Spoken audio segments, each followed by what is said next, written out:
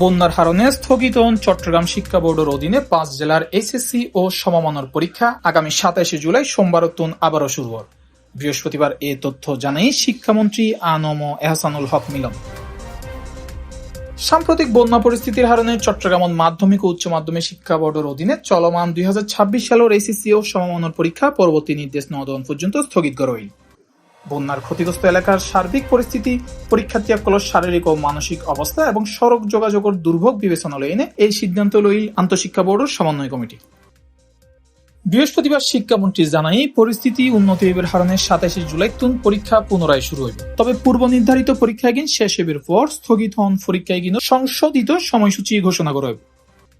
চট্টগ্রাম শিক্ষা বোর্ডের অধীনে পরীক্ষা স্থগিত হওয়া ৫ জেলা হইল চট্টগ্রাম, কক্সবাজার, রাঙ্গামাটি, খাগড়াছড়ি ও বান্দরবান।